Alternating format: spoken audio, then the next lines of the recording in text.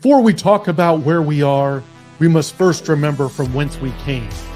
Marty Schottenheimer brought winning football back to Kansas City and built what is now known as Chiefs Kingdom. We transitioned from a team built on its defense in the 90s to one of the most dominant offenses and return men in NFL history, led by Dick Vermeil. In 2012, a 2-14 Chiefs team displayed disastrous play on the field and turmoil off it. We asked to save our Chiefs, and in came Andy Reid, who immediately turned this franchise into a perennial playoff team. Then, on April 27, 2017, the Chiefs broke free from their journeyman quarterback restraints and drafted Patrick LeVon Mahomes. In 6 years with Patrick at the helm, we're back-to-back champs and a dynasty headed towards a three-peat. We are unrelenting for this city, these players, and this team. This is the show for the allies. Arrowhead allies.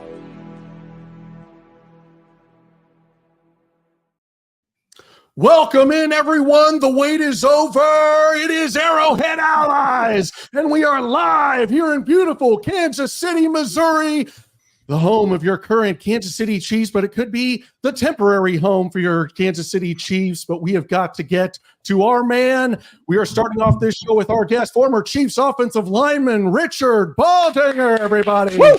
And he's got something behind him this time. He's going to have a background. Here we go, guys. Mirror's still in the penitentiary. Haven't gotten out yet. Probably best to keep me here. Our luck's good as long as I stay down here in the hole. God forbid I get into a studio. Things might happen. Might be crazy. So, Happy New Year, guys. Great to be back with you. You can't go this long without football, can we? I mean, it's just we can't. It's tough. you know. I'm sorry. Nothing else matters, does it? And from the draft on, it's like you're just counting the moments until we're all back on the field again.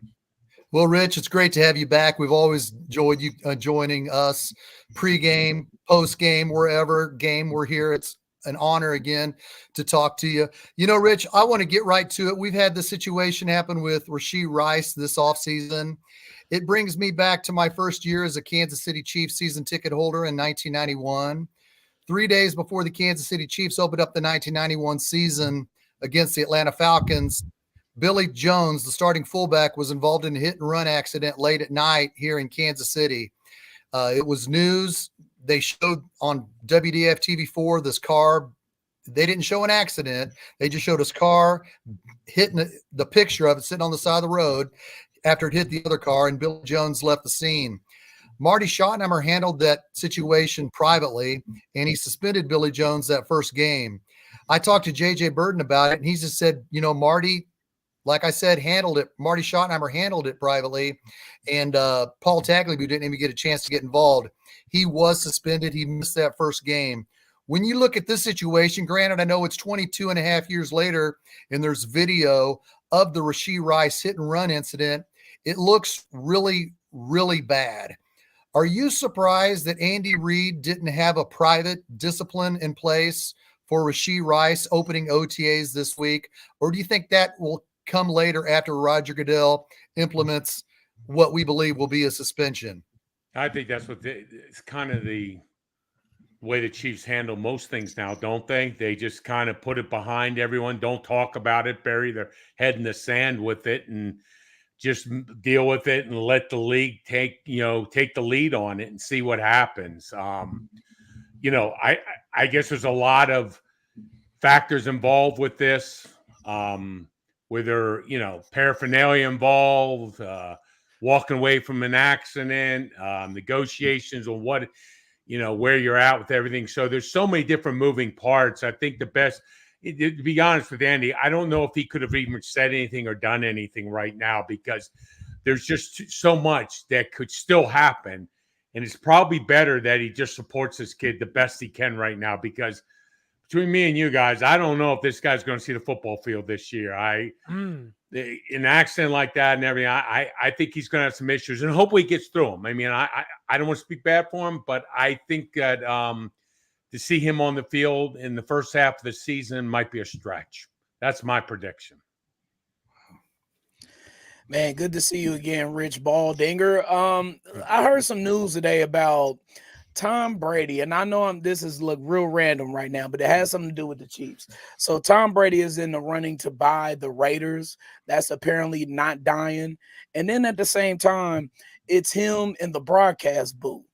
Now, Mike Florio brought up a good point on his podcast about, well, let's say that the Chiefs are, in the Super Bowl against whoever, the 49ers again, and Tom Brady is on the call.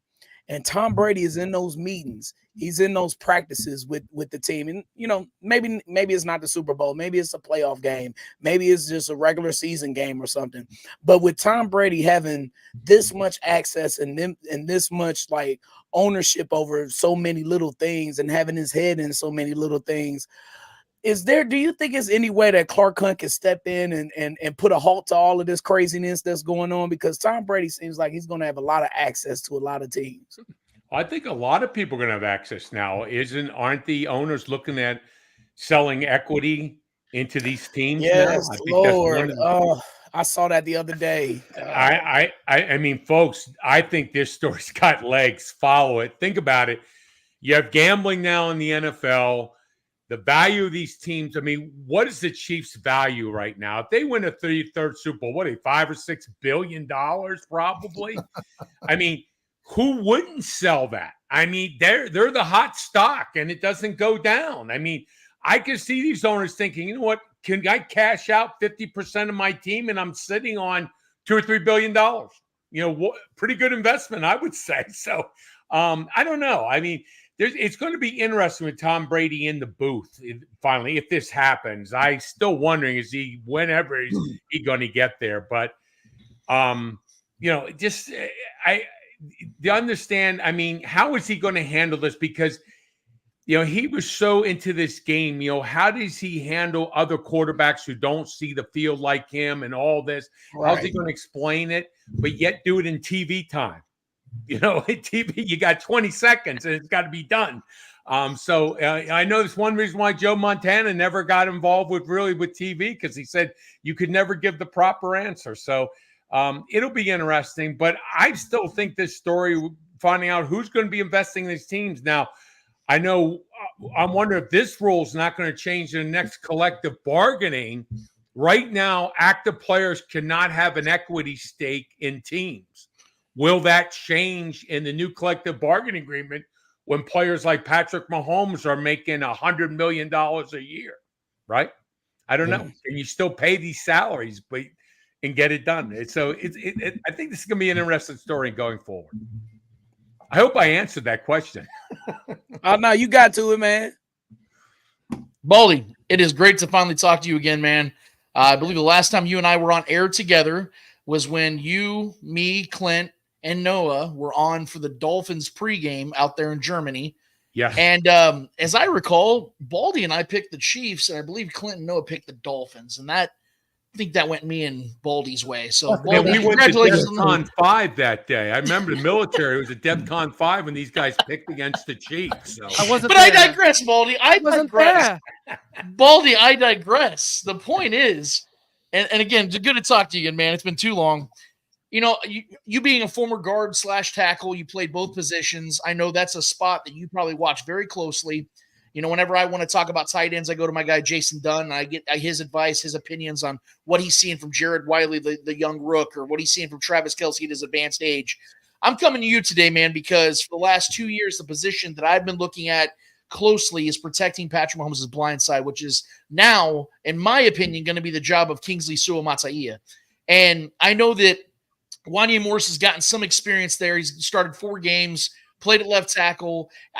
I wasn't impressed by him so much. I know that he still has time to develop, but I think the Chiefs were big on Suamataia for a reason, not just because he was a BYU guy like Andy Reid, but because they believe in his athleticism. They believe that Andy Heck could really mold him into becoming that staple at left tackle.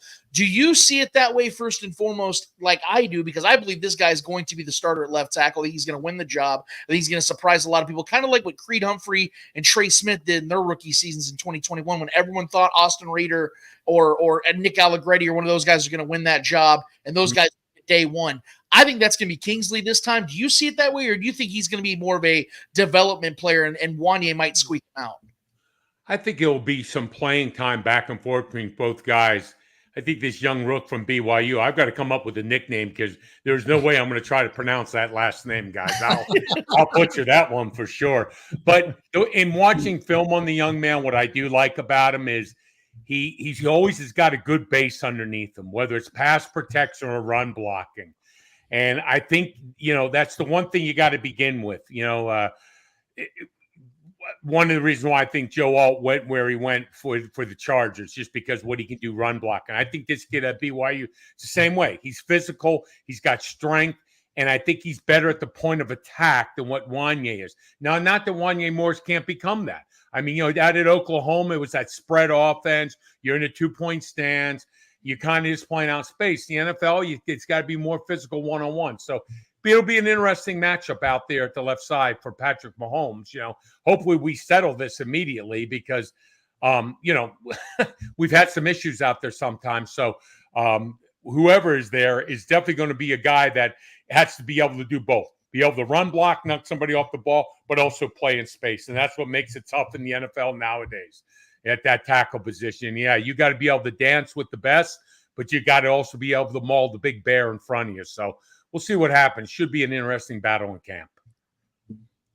Rich, last week we talked with Frank Bowl. All the allies weren't present for it, about the schedule. So we kind of want to bring you into this as the schedule was released last Wednesday. The Chiefs, let's face it, they're the Barnum and Bailey circus. It doesn't matter the country, the date, the city, the state, the network. The Chiefs are on it. No days off except Tuesdays this year. What do you make of this schedule, Rich? How about 3 games? What is that? 3 games in 10 days? I mean, Yes.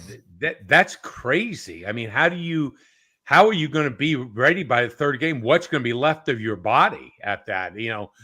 I don't understand. But last year, listen, the Christmas game, you knew the ratings the Chiefs got. You knew the owners were never going to walk away from that. They were going to sell that forever, and they did. The Netflix, I guess, got involved with that. So, yeah, I mean, everybody wants the Chiefs. I think they got the most, 325 games, which gives you broadcasts from coast to coast. Yeah. So, I mean, they are the hot team now in the National Football League. They're the number 1 team for TV. They bring so many good stories. Patrick's play on the field is always simply incredible. People said they just to watch the magician, what he does game, quarter, and play out. So it's you figured this is what's going to be for the Kansas City Chiefs as long as Patrick Mahomes is back there as quarterback. Yeah, and Rich, if you are correct that Rashid's not going to play much, if at all, this season, what do you make of the receivers? I mean, they brought in Marquise Hollywood Brown, slight, little, fast guy. They drafted Xavier Worthy. I think I have a wet rag in the sink right now that weighs more than him. So what do you make of how they're going to utilize these guys and get them open, and Xavier Worthy's not going to be abused by press coverage? Yeah, it will be tough for the young man coming in the National Football League. That's the number one thing, Can you get off the line of scrimmage? Now, tremendous athleticism, but yet also I guess which is going to be difficult. And listen, I hope Rashid is on the field from the get-go, guys. I mean, don't get me wrong. I want him out there because we need him because we all know the complications of Andy's offense. What is it? Every route, depending on what type of coverage, what kind of shade, you could have 3 or different 4 positions where you need to be on that field. So it's just a learning curve for these wide receivers, let alone the skills that you need in the NFL. So it will prove to be difficult. That's why, as long as Travis is out there at the tight end position. So, still we want to settle our left tackle position. So, is Patrick going to have to get rid of the ball quicker? So there is a lot of, moving parts still as we talk about left tackle, wide receiver, Rashid Rice, what his future is going to be, what's going to happen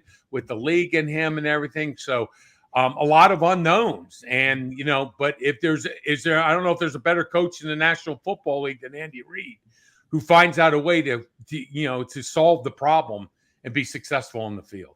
And we still have our trusty fallback options in Kadarius Toney and Sky Moore. So all mine should be. I didn't even mention that, guys. I didn't even want to go there on that one. And McCole Hardman's still out there to be signed if we wanted to. There's a lot. There we go. I mean, the wide receiver position right now, it's still some question marks, and you'd like to have a sheet out there, but as I said, this situation, I believe the commissioner is going to have to put his foot down on this. Luckily, nothing really severely happened. So I'm just hoping that whatever the suspension is, they get it done, get it over, get the kid back on the field playing football. Rich, we're talking today and yesterday and tomorrow. The OTAs are taking place at Arrowhead Stadium, or they're at the practice facility. What are these kids feeling? What are these rookies seeing? And what are the veterans saying to the rookies at this moment? What if you're a rookie and you're coming in and you're let's say you're a guard, and all Andy Reid said at his press conference today, that it's just a passing drill. If you're a guard, what are you as a rookie, what are you trying to absorb during these passing drills at practice this week? Well, I think one of the first things you do as a rookie when you come into a camp is you just watch the veterans to see everything they do. How do they run on the field? How do they line up? What do they do on every play? Before and after every play, what are those little nuances they do? How do they put their hand on the ground? How do they get their foot back? How do they get out of their stance? How do they move? All those little things you're watching, because now you're at a different level. When you line up and you're going against one of those NFL premier defense people like Chris Jones, now you're just watching everything he does. Now, how does he come off the ball? Pad level.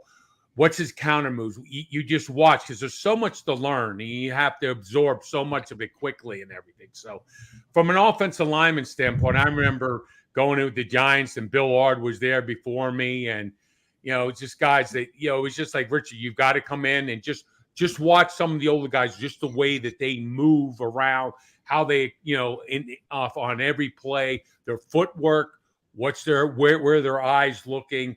How do you maneuver through traffic and all that? So there's a lot of little nuances that you're beginning right now. You're not even thinking about the plays. You're just seeing, well, how do they play at this level? Because I was in college and it was 100 times slower. Now I'm with these preeminent athletes. So how do they move? What do they do? What kind of jump can I get on them to become a better player than them, or at least get my skill level to what they are? Man, one of my opinions about sports is that coaching is so significant in the National Football League. I think more than any other sport out there in the world. But when it comes to this team and the coaching abilities that we have with Andy Reid, and more to my point on the defensive side with Spags, man, I cannot brag enough about the job that man did last year, especially during the playoff run. And I know it's going to be hard to duplicate what the Chiefs did last season, because honestly, it's one of the best defenses of all time. If you look at the stats, the playoff run, and what they were able to do. With that being said, what are your expectations with this defense coming into this year, and the legit coaches that they have on that side? I look at Coach Merritt, the defensive backs coach, as being definitely a top defensive coordinator candidate. What are your expectations with that defense in this upcoming season? Well, I think the one thing you look at on this defense, and guys like Chris Jones coming back and being there ready to play, they're the type of people they just know, like, guys, we have to get our level back, practicing, whatever. They're the guys who will always speak up, and they'll know that practice is not where it needs to be. We're not where we need to be in terms of fundamentals. So, the one thing about Coach Spags is that defense was just movement of people on the field, constant movement to different positions, disguise the coverages, the blitzes, the way they pressured people. I mean, it was simply amazing what he did during the playoff run. I mean, the offenses that we shut down, and I just think Baltimore couldn't run the football and everything. So I look for the same thing again.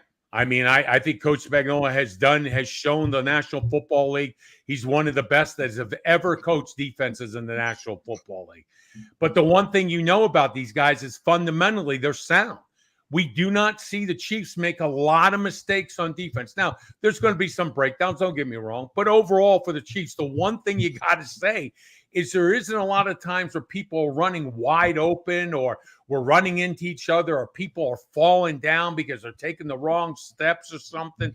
It just doesn't happen. And so from a fundamental standpoint, and believe me, guys, in this league, if you cannot improve your fundamentals and make them consistent all the time, you will not stay in this game because they're watching film. Every receiver's watching film on you. Every defensive lineman's watching film. Offensive lineman watching film of other defensive players. They're going to find out your weakness. So that's where you have to be perfect. And I give credit to the defense of the Chiefs. I think when you watch them and break it down, and footwork and press coverage and man coverage, simply phenomenal all the time. Never crossing their feet, always in a good position, balance. That's what makes them a good team. I'd like to, I don't see any reason for them not doing that again this year. Got a two-parter here for you, Baldy, but real quick, no, I was curious that towel that you referenced a minute ago. Is that by chance a hand towel? Because if it has hands on it, it might be able to catch footballs. I'm just throwing that one out there, which might become something reliable for this team. Baldy, back to you, man. My two-parter is first is a really quick question in regards to the running back room. We know that Isaiah Pacheco is the guy. We know that he's a stud in this offense, and he's a guy that can really turn the thing on when it needs to be on. When you can tell that the offense is struggling or clunking, he gets a big run, he makes a physical play, and then it just kind of jolts them. That's great. But we also know that in his 2 seasons, he's had a lot of injuries he's already dealt with, and I don't think that's going to slow down by his physical style of football. I think that's only going to continue, which is why I believe the Chiefs need to have a little bit of a contingency plan in place. It's scarce out there right now, just like wide receiver, and the Chiefs obviously didn't add a lot to the running back room through the draft or anything of that nature, which is why I look maybe to a veteran player adding a Dalvin Cook or Leonard Fournette just to give him a blow, adding with Clyde Edwards-Helaire, maybe a Deneric Prince, guys like that, just to have depth. Your thoughts on that? And my second question is back to the receiving room. We know that Brett Veach and Andy Reid have a type. We know they like the smaller speedster guys. We know that Rashee Rice is the one true guy that's actually panned out. And ironically, he's the big physical receiver that they've invested in heavily in a second-round pick, which is why I tend to believe, and why my belief has always been, if you're going to go veteran or if you're going to go in the draft, I like to go bigger physical receiver because more than likely that guy's going to be the one that pans out in this league as a top-tier receiver. And so if I'm looking at the Chiefs right now and Brett Veach, the way he's been building this team, the one place that I do have legitimate concerns still is at wide receiver because he has whiffed a few times at that position. If Xavier Worthy works out, then that changes the whole narrative. But if, let's say, Xavier Worthy doesn't turn into this stud wide receiver, guy that was a first-round talent, then I have to ask the question, because the Chiefs are eventually going to have to write a check to a receiver. It's inevitably going to happen because you're not going to have Travis Kelce there forever. You're not going to be able to play it cheap forever at wide receiver. Do the Chiefs eventually say, you know what, we just need to go and compromise and go and trade for a big-time name from another place like a Brandon Ayuk, a DK Metcalf, or somebody like that? Or do they just keep swinging the way they're doing and just hoping for the best? Because in my opinion, I think door number one sounds a whole lot better. Well, you have truth to your statement on that one part. Yeah, you'd like to have the big number one receiver. I think a lot of people have said that. But the one problem you have to remember is that Andy's offense, the way it schemes and where you need to be, you might be an X somewhere else, but you come in, you might be a tight end with Andy. You might be at a running back position on Andy and sets.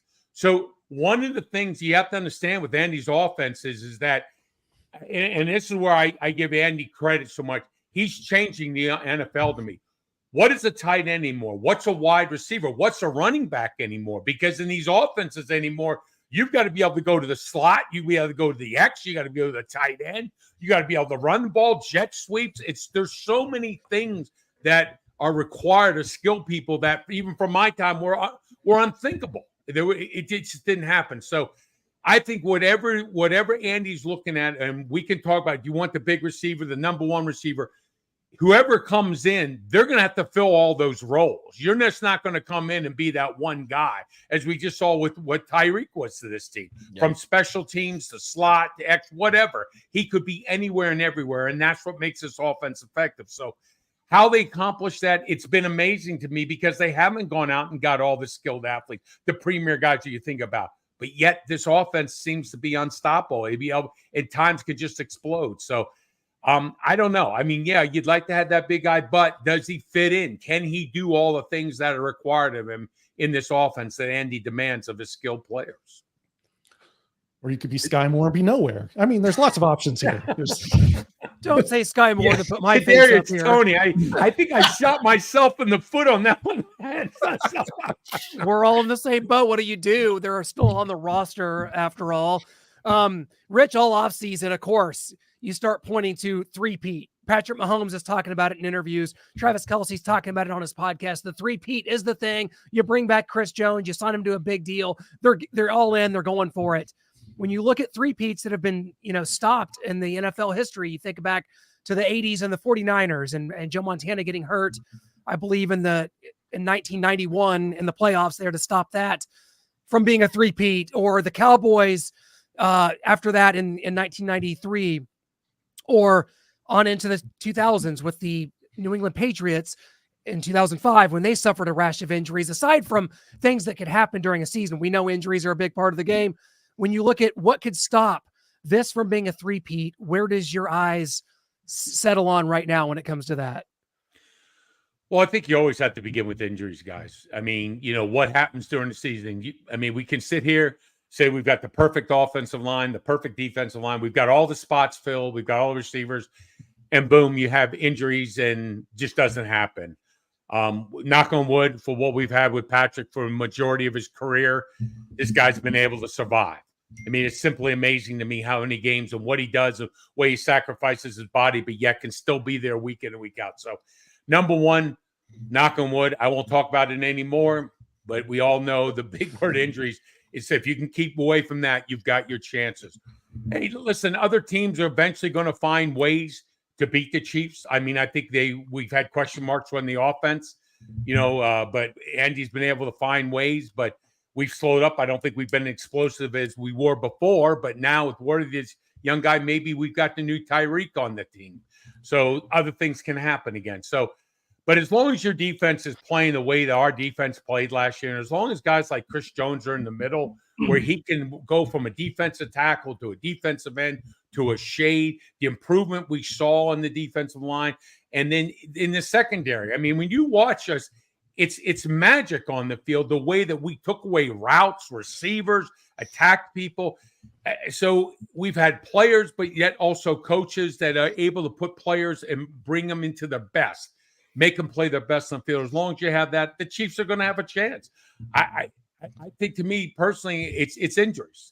If we survive that bug and we can keep guys on the field, I don't think there's any reason why the Chiefs can't do a three-peat right now.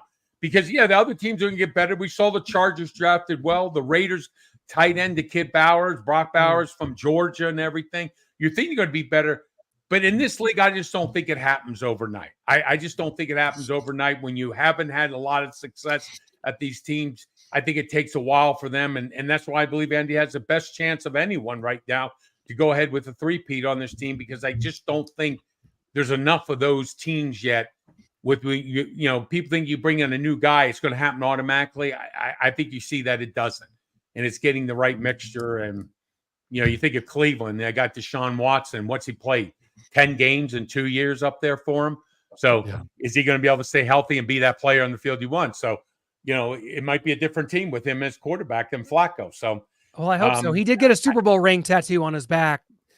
So, well, Joe did good. He just had a couple issues at the end, and but I think you just see that. I mean, it's injuries, it's keeping the team together, the unit, and again, we love to look at what happened in free agency. We love to look at the draft and bring players in. But I'm going to tell you what, guys, if they don't work together, if they don't get along together, it doesn't happen on the field. And I've been through too many of those teams, too many of those players, and seen it and understand it.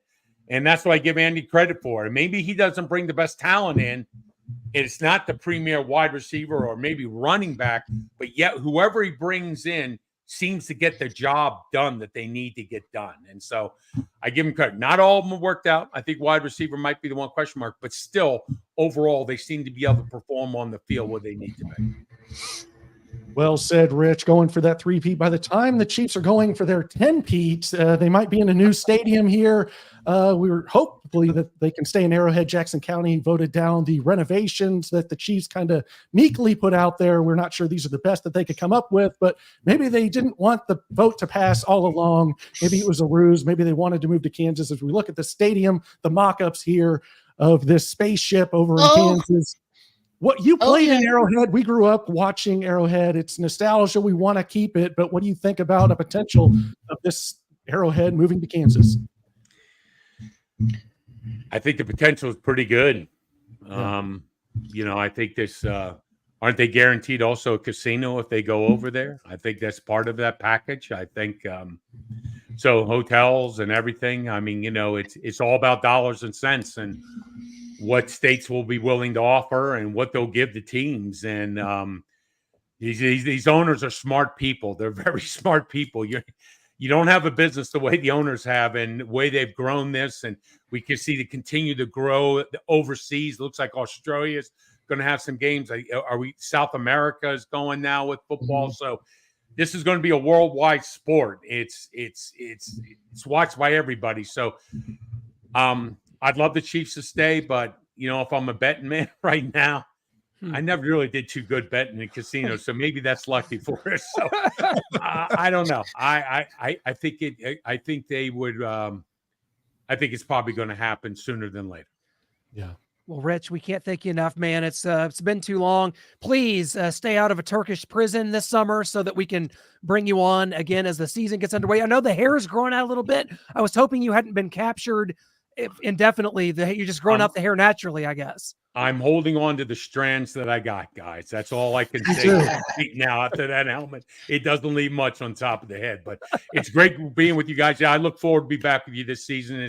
It's going to be a tremendous season again. And you got to think that all these games with these other teams becoming more competitive, I think the Chargers and things, these are going to be some great games this year to watch. So it's primetime football when the Chiefs on TV, and it begins with us. So I'll be ready to go when the football starts. We can't wait for it. Our Chiefs pregame show, Kingdom Kickoff, will be every day but Tuesday, apparently, thanks to the schedule makers. So we look forward to it. Thank you, guys. I appreciate it. Yeah, thank you. Always an honor. Take care. Rich. Talk soon. That was Rich Baldinger on Arrowhead Allies. Chiefs offensive legend from 1983 to 92. You got to love how a guy named Baldy has all that lettuce on his head. Man, it just drives me nuts. When you look at this, you're staring at an anomaly here, boys. Bro, who are you talking about? If I took this hat off right now, we'd all be blinded right now. I'd have the chrome dome showing off. Let's Clint, you got the same hairstyle as Roger Kratz from Doug. That's why I usually wear a hat on the program, boys, but there is no dress code in the off season. Rich Baldinger's brother, everybody knows, Brian Baldinger, is only 360 days older than Rich. Also played with the Indianapolis Colts and I believe the New England Patriots. So they got a brother. They're not only close in age, they're both NFL players. And when are their birthdays? Great. He had another brother that was an NFL player too, Gary Baldinger. 3 for 3. Yeah, Gary Baldinger also played football. I think he's a couple years younger than Rich. But the other Baldinger, they're both January and late December. I think Rich is late December and Brian's two Capricorns. Oh yeah. God, we're not doing horoscopes right now. Two Capricorns. We are not doing horoscopes right now. When's your birthday, Lance? It's time of the program where we I read will our tell you off air. horoscopes. I will tell you off air. We are not Lance, doing horoscopes you tonight. You seem like you're giving me you just did the robot, so I don't know what you said, but you know what? No. I'm not telling you. No, I'm telling you off air. I'm Scorpio choosing to still be your friend. I'm choosing to still be your friend right now. The fact is, I know to add to Brian Baldinger. Have you seen his hands? Yeah, it looks like when he does this, it looks like he's doing gang signs. Like he has the most like his pinky goes way out. This dude's been through war, man. This dude's been through absolute. Those guys' hands are nuts, man. I don't know if Rich has the same type of hands, but you can tell when those dudes been in the trenches when they got like fingers going in all different directions, dude. Those guys are warriors, man. But no, I'm not a freaking scorpion. And how about a little bit of a game of Would You Rather? And we'll start off with Brian's favorite player, McCole Hardman. Would you rather Dexter McCluster or McCole Hardman? Oh, McCole, baby. All day, every day. I'm going Wrong Dexter all day, answer. every day. Sexy Dexy, he was cool. Just wasn't fast enough for my speed. Not I fast think enough. no, he's not as fast as McCole. Let's be clear. McCole can't move. He's stiff as a board. Like Okay, man, I'm not about to get into this with you. Noah right Just now. got the moves, baby. This is You- such so an you- off-season topic. You would rather have Dexter McCluster, Yes. who can really who couldn't run routes like McCole can. I might have to leave the show again. Oh, really? And did you watch the Super Bowl? Well, What? Okay, what? thank you. All right. And how many of those McCluster has? He had a nice punt return against the Giants. That was cute in He 2013. also caught a Hail Mary against the Bears, caught a leaping, diving touchdown against the 49ers, which McCole will never lay out for a football. It's got to Okay, be right in bro. this red basket. McCluster can locate a football. He played with Matt Castle, Romeo Cornell, and Todd Haley, not Patrick Mahomes, Travis Kelce, and Andy Reid. I think Noah's going to go with McCole. I don't know why, but he just keeps going. I'm Yeah. with Did I not get Sexy that clear? Dexy. Yes. I can only compare Dexter McCluster to Sky Moore. I think I wouldn't Do you compare. see the McCole touchdowns up there, Shane? 9 of them. I compared Dex to DeAnthony Thomas. I think they're the No, same. that's fair. That's Anthony stinks. But Anyway, just our next one, small receivers. Kareem Hunt or Isaiah Pacheco? Kareem Hunt. Oh, Kareem Hunt. man. Kareem Hunt. Kareem Hunt. Kareem Hunt in a heartbeat. Kareem Hunt. And let me tell you why. That man was when he was at his apex, when he was playing that 2018 season, those first 10 games, he was maybe the most unstoppable player offensively in the league. He had 14 touchdowns in 10 now, games. Lance. So hold on. I'm not saying he was better than other guys. I'm saying he was having a season unlike any other running back in the league at that time. He was putting up Christian McCaffrey numbers. He had 7 receiving touchdowns and 7 rushing touchdowns in just 10 games. That dude was on pace for over 20 touchdowns that season. I love Isaiah Pacheco, but let's be real. Isaiah Pacheco is more of a brute running back. Kareem Hunt had so much to his game. He could run the ball very well between the tackles, and that man could catch. You remember the Patriots game in New England, and I'm not talking about the one. That was his first game. Obviously, that one was great. I'm talking about when he had Mahomes and he goes out there and catches that deep pass. You don't see a lot of running backs doing stuff like that, especially at his size. He had great, reliable hands. He could run routes out of the backfield. Kareem Hunt was such a more complete player. I would take Kareem Hunt over any running back over the last 10 years on the Chiefs. Yeah, I remember that seam pattern that Kareem ran out of the backfield, just went right up the seam during That's what I'm talking about. The slot is. Yep. But you make a great case, okay, and I don't think you can go wrong with either or. But Isaiah Pacheco, man, he just has such a tenacity about him, about his game. He's like, I call him the Tasmanian devil, man. It's like folks don't want to tackle him. I compare Isaiah Pacheco more to Marshawn Lynch. I think they are very identical in how they run. And he's faster than Lynch was. He's faster than Kareem Hunt. And that's what sells me with Pacheco. His intensity, his willingness to hit and lower his shoulder. He can still catch the ball out of the backfield, not like Kareem Hunt could. Kareem Hunt was special in that area. And yes, Kareem Hunt does provide he's like an every down back. You really don't take Kareem Hunt off the field. But Pacheco provides such an intense motor and tenacity and speed. I gotta take Pacheco, man. I'm sorry. I'm gonna take Isaiah Pacheco because Noah brought me with him to interview him 358 days ago, and he was really cool. Well, now I'm gonna have to take you to interview Kareem Hunt. So I gotta sway you back to the light. Thank you, Noah.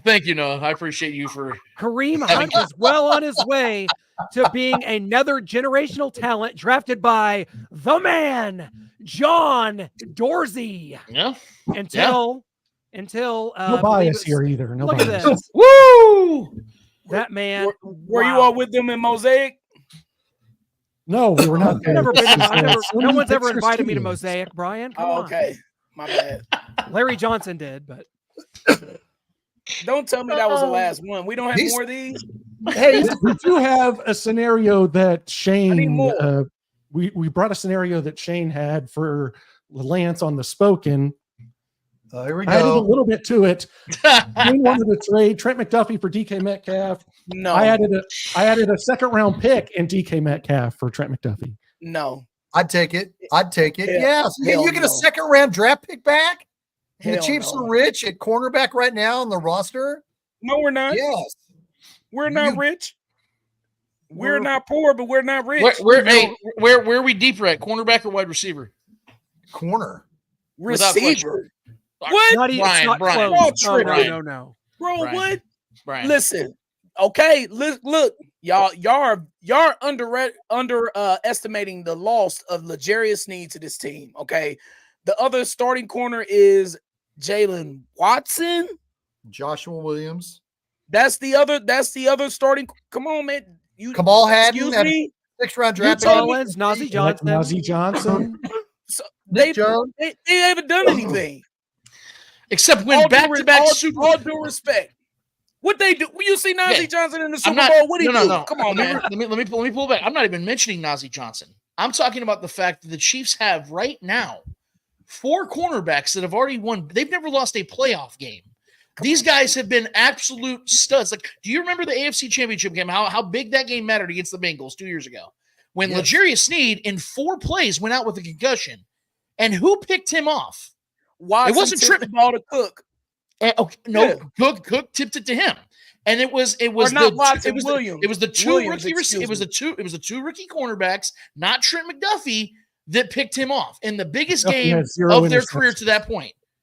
You see what I'm saying? Like this, and that's not even a knock on McDuffie. That's actually praise to the fact that he is already as great as he is over there, shutting people down. And these two guys are over here making big plays that get the Chiefs the ball back. That's my point, dude. You don't have game-breaking players like that in this offense on the wide receiver side of things. Maybe Hollywood Brown Yes, can do you that. do. Hold on, but Hollywood Brown has played. Marquise Brown. Hollywood Brown has played 0 games with the Chiefs, and he is a wide receiver too. That's my point. Is that Jalen this Watson team, has started 0 games for the Chiefs, and he's been on his team and 3 he's years. and he's made more impact for the Chiefs in big games than Hollywood Brown has. Sky Moore, Kadarius Toney, any of them.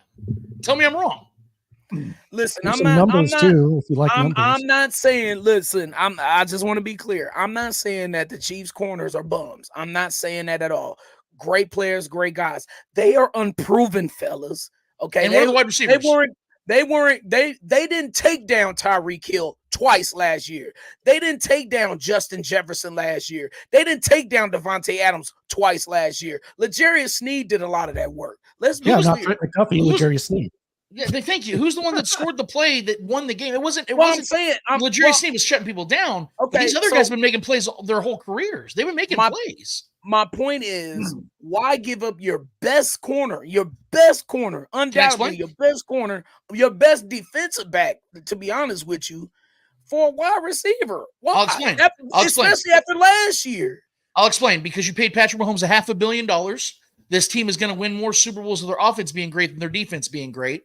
It's the fact that this team, as I just pointed to Baldy, about the fact that this team, to this point, maybe Brett Veach will change it. Maybe Xavier Worthy will be the one that changes the narrative. But to this point, Brett Veach has whiffed at wide receiver several times over when it comes to giving up draft capital and or drafting guys early in the draft.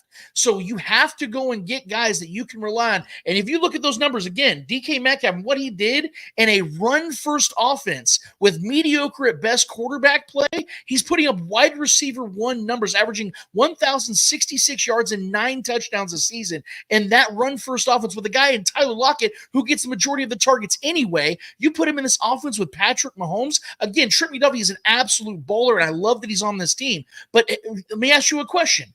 What chances are better that Brett Veach, based on what you've seen in his draft history so far, what do you think is the better chances, that he drafts the next Trent Corner. McDuffie or the Yeah. DK Metcalf? Corner for sure. But my thing is, man, is like I'm playing GM.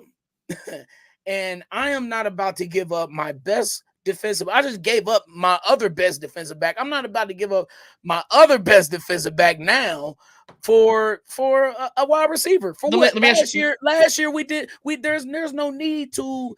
And you said something earlier with Baldy on the show, something about the Chiefs are going to have to pay a wide receiver eventually. No, the hell they're not. No, and we discussed this on your show this past weekend, Lance, about college becoming a wide receiver factory. This is why the Chiefs are not going to extend Rashee Rice. This is why the Chiefs are not going to pay big top-notch money to a wide receiver. They're not. They're just going to draft more. Well, I'm not saying that the Chiefs are going to. Hold on. I'm not saying the Chiefs are going to reset the market with a receiver. I'm saying they're going to eventually have to pay a guy 18 to 20 million a year. It's going to happen because you have to have You have to solidify a piece. The reason why the Chiefs haven't had to do it yet is because they've had the luxury of having Travis Kelce there every single week since Patrick Mahomes has been there. That's the whole point. If Travis Kelce retired in 2018 or 2019, you're telling me they hadn't paid a receiver by now? They clearly would have. You know what I mean? That's my point. Go ahead. I'm sorry. Look, no. You good. I was interrupting you, but I was just excited to get this point out. But as much as you all of you love John Dorsey, I do too. John Dorsey is cool. He could not manage the cap. You all forget about that. He could not manage the cap. And I said that all along. He was horrendous. He gave contracts at bad times to players. Yeah, thanks, Eric Berry. Justin Houston for one. Eric Berry for two. All right. But my point is that and it hasn't been all on Kelce. It was a certain wide receiver who was drafted here last year. By Brett Veach, who was, I want to say, one of the pillars of the offense last year. I'm just saying, man. Is it now causing all sorts of trouble in Dallas? The only reason this really is really big news is because 3 weeks ago tonight we found out that the Seattle Seahawks and the Kansas City Chiefs were talking about a trade for DK Metcalf. And by Noah throwing in the next year's second-round draft pick, that would give the Chiefs 3 second-round draft picks next year, plus keeping their first and getting DK Metcalf in return in the long term. That helps. That would definitely benefit the trade. Yes, you would lose Snead and you would lose McDuffie in that trade, but it is strangely odd that the Chiefs have so many defensive backs. Lance talked about it with RGR on his show a week and a half ago, and he thinks it's because they're going to compete with Jalen Watson and Joshua Williams and Kamal Haddon, the rookie, and Najee Johnson. They're all going to compete for these jobs, and one of them may be cut. But I think to myself, if that trade, we're speaking hypothetical, but again, the Chiefs and Seahawks have talked trade for DK Metcalf, as we talked about 3 weeks ago. But if you throw in that second round draft pick for next year, I take it. What were you going to say, Lance? I'm sorry. No. Those are great points, Shane. I 100% agree, and that's why I was kind of shocked when Ryan Tracy was saying that as well, because I looked at Joshua Williams and Jalen Watson as staples. He sees it a little bit differently. What I'm going to say is this: I see the cornerback room the same exact way Brian is viewing the wide receiver room, where he thinks it can continuously be a rotating door, and maybe you'll be right, because they've just won back-to-back titles with one of the worst wide receiver rooms in the league. That's without question. Pissing off I see the cornerback room the same way, because again, we can people think I just want to criticize Veach all the time. I'm actually giving him praise because he's so damn good at drafting cornerbacks and defensive backs that I don't want to see him spend big money at that position. And if Trent McDuffie keeps getting all pro seasons, and he's had one now, if he gets 2 and maybe 3, the Chiefs are going to have to spend money on him. And is that smart as opposed to spending that money elsewhere where he's not as good at drafting? Because if you're spending money, that means you're spending at a position that you're not able to reach through the draft. And the Chiefs are clearly able to hit late even at that position where Trent McDuffie's at. Could Trent McDuffie be that special, unique one-of-one player that they pay unlike any other corner they have to this point? Sure. But my point is, based on the logic and the way that Brett Veach has built this team continuously, and he has a continuous way of doing it, it's very, very consistent. Is that the way to do it? And my question is, because my brother sitting aside from me, Trevor, on the show, we had this very heated debate about this very topic a couple of weeks ago, and I was obviously on the side of I would make the trade for DK. Trevor said he'd keep Trent. Fine. My question is this, because what Brian said was totally, fair about you don't want to lose, Trent McDuffie after you just lost L'Jarius Sneed in the same offseason. That seems illogical. My question to you is this, Brian, and anybody else that wants to answer it.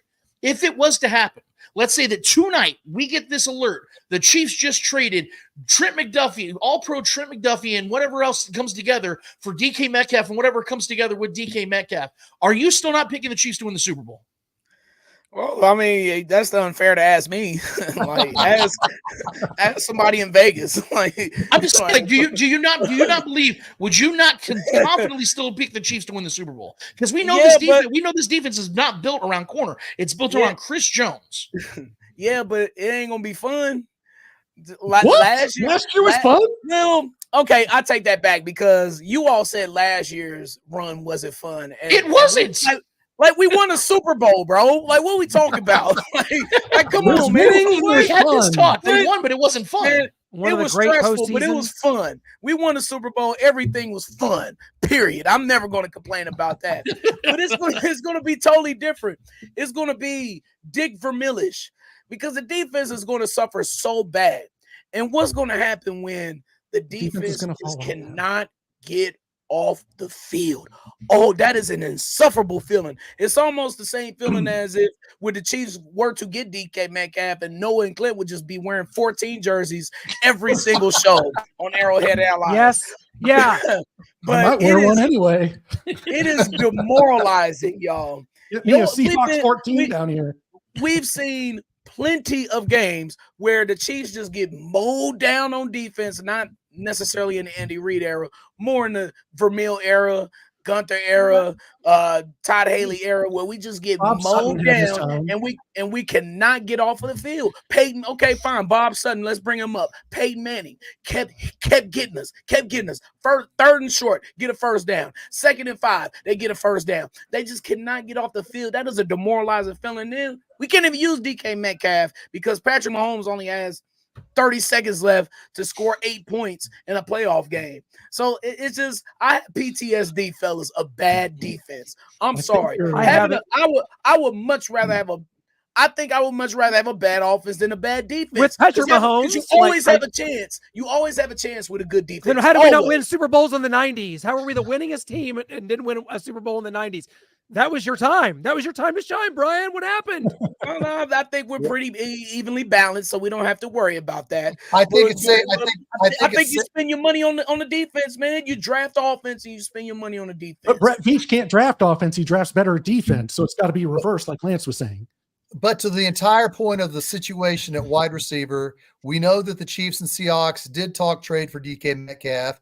We know the Chiefs were interested in OBJ. We know the Chiefs had Zay Jones in town. So we know the Chiefs are at least looking for that one veteran wide receiver presence.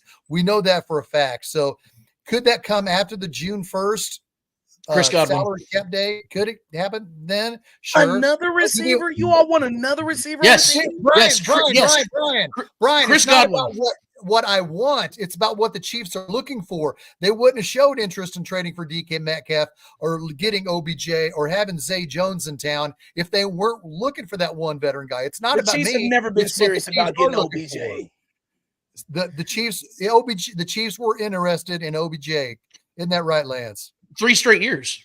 3 straight years. They were not seriously interested in that dude. Be that as it may, the Chiefs are looking for that one wide receiver veteran. And again, watch on June 1st when you see maybe a surprising name, maybe like a Chris Godwin from the Buccaneers gets cut and he wants to play for a contender to up his game at 29 years old and maybe get that next big deal in 2025. Watch for Chris Godwin or a guy like that to be signed by the Chiefs. I'm telling you guys right now, the Chiefs are not happy with their wide receiver room. If they are, they're absolutely insane because Baldy said it straight. There is a chance, and I don't believe it, but there is a chance that we don't see Rashee Rice this season. I think he's going to get 6+ games. That he doesn't understand how long that is. And with the schedule the Chiefs have, not having your best receiver, he is their best receiver. Not having him for a month and a half to 2 months to longer, that is a substantial loss for this offense. So you have to upgrade. You can't rely on Sky Moore and Kadarius Toney to play meaningful snaps in this offense. And that is what it looks like right now. That is scary. That is terrifying. Both of those guys may not even make the team. Okay, that's but what y'all worried about? Brian, hold on. If you're right, and I hope you are, if both those guys are gone, who are they replacing them with? Justin Watson, anybody? Guys on the roster. What? Who's on the roster?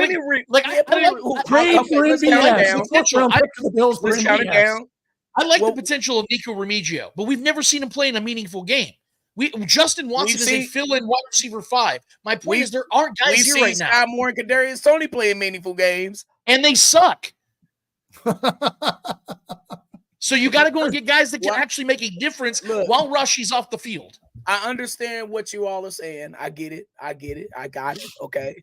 And I'm not like all the way disagreeing with you. There's just some little nuances where we disagree. I guess philosophy wise is where we disagree at. Yes. And I'm always looking to check balance the checkbook, and it's like right now it's a lot of money invested on offense, man, between the O-line, between Patrick. It's like defense. I think you guys, and we're gonna have to see it and experience it. But I think you guys are really, really discounting the defense and how much worse it can be than last year. Like last year was so good. Our expectations are really high with this defense. And I'm just saying, I'm not sure if that defense can meet you all's expectations this year. Oh, no, right. Just about balancing the checkbook. That's all. Let me real quick. I don't want to dominate the airtime, guys. I apologize, but here's my thing. I'm actually very confident in this defense, and I don't take anything away from that's actually the point I'm trying to make. I don't want last season to be replicated. I don't want it to be where the defense has to save this offense's ass every single week. When you have Patrick Mahomes as your quarterback, you shouldn't have your offense getting saved 7 to 15 times a season. That's my point, is that Patrick Mahomes had to will this offense to score 20 points a game last year. That is inexcusable. And we all know it wasn't his fault. It's because he had guys that could not catch the ball. And what do you know? His GOAT tight end finally showed a little human side of him. That's the point I'm trying to make, because you don't want to put it on the defense again, because I believe this is going to be a top 10 unit again very easily. So give them a little bit of a break, because Chris Jones is only getting older. We saw Nick Bolton miss half the season. Maybe that happens again. You don't want that to happen again. Drew Tranquil's had his own injury history. We've seen some of these other cornerbacks get hurt. Like Baldy said, they have to avoid the bug. And sometimes teams get bit by it hard, man. That's the point I'm trying to make, is you want to stockpile some offense to give yourself some insurance to help the defense out, because they did not have that all season long, man. And that is why last season wasn't fun. Did they manage to get it done? Yes, but that was by the skin of their teeth, man. You cannot rely on that to continue to happen year in and year out. If you want to continue to build this dynasty and win 4, 5, 6, 7 championships, you got to get smarter and a little bit more proactive and not reactive and say, okay, that didn't work, let's try it again. No, you got to try new things. And like I said, if a veteran comes available like a Chris Godwin, you cannot hesitate. You have to go and grab that guy and add him to the equation, because like I said, you need insurance for the defense, and you need insurance for whatever's going to happen with Rashee Rice, no matter how long he's going to be out, man. Very well said. And that's been enough fighting amongst the allies here. We need to make fun of some other teams. And so I've got some trivia here. Why not just a little trivia? There are 4 teams in the AFC East. Guess where the Jets rank in division titles, everyone? 5th. Brian's heard this before. Was it a trick question? 5th. Yes, 5th. Yes. Way to go, Brian. No, I knew that was a trick question. I knew it. Like look, I told you, I watched everything NFL growing up. So if you're an NFL vet like me, you never forgot that the Indianapolis Colts were in the AFC East. Way to go, Brian. I wouldn't have guessed that. This next one might be trickier, Brian. You see the Jets just 2 there, and the Colts were dominating. Is this an AFC Central question? There are 4 teams in the AFC North. Guess where the Browns rank in division titles since 1990? Oh, definitely 6th. Yeah. It's 6th. Not 5th and not 6th. How about 7th? Oh, the Oilers. Yeah. Okay. Another trick question.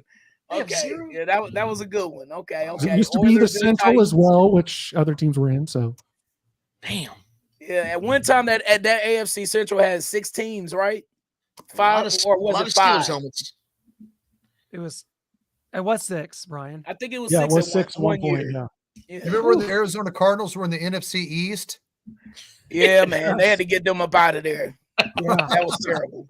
Like, explain how the Cowboys were in the NFC East, but the Carolina Panthers were in the NFC South. Well, because the Panthers came in '95, and there wasn't no more room for them. I know. So they just threw them. They just threw them in the NFC West. That's why the NFC West was so jacked up growing up. Here you go. All right, you got Niners and Rams. All right, bet. So But right, you got the Saints Saints and Cardinals. because they were, you know, not exhibition team. They were a new team in what, 68, and then you get you got the Falcons. The Falcons in the NFC West. What are we doing here? Okay, and then in '95 when the Panthers come. What? The Panthers in the NFC West? They had to realign the leagues in 2002, man. Much better now. It's very, very coherent, I would say. We lost our Seahawks. I said this before on the show. Remember Tampa Bay Buccaneers? AFC West alumni for 1 1976. year. The last order of business here on Arrowhead Allies. We can't thank everyone enough for watching. So many of you tuning in. We're in the comments. We can't thank you enough. Thank you. We love you. Yes. Appreciate you. We've got the Saints on Monday Night Football on the schedule, and we can confirm here at Starcade Media that Alvin Kamara will be playing because we saw him at SFC's The Catch fishing tournament down in Fort Lauderdale, Florida, and he said if the game was in December, he wasn't going to play. And let's just roll this video. You're coming to Arrowhead for the first time to play this defending two-time Super Bowl champs. Mm-hmm. You ready for that? You ready for I don't care about any of that you just said. I just need to know when it is. Hopefully it's in September and not like December. Because you don't want to see that negative 27. I don't want to see the cold. Nobody does. Yeah. Well, if you're playing that normally, then shit, you like it's an advantage. For me, disadvantage. Sick that game. Sick that week. We'll look for the injury report to come out. Yeah, that's what I'm saying. Y'all know what happened. Y'all got to hear first. I don't know if Willie will let you do that. He'll be like, come on, man, I'm used to this. Nah, we ain't teammates yet. We ain't not all the way. Good thing we traded Trading to the Dolphins because that's Tano the Passanio. attitude they had too. Tano Passanio. We drafted him instead. See that Stone Cold shirt he had on. Elvin's I'm a fan. I wanted him. Yeah, instead of Tano Passanio, but yeah, we could have him and Kareem Hunt. Just take him back to back. That's interesting because what an embarrassment of riches. I'm all about embarrassments of riches, and teams don't really go that route because you feel a hole, you move on.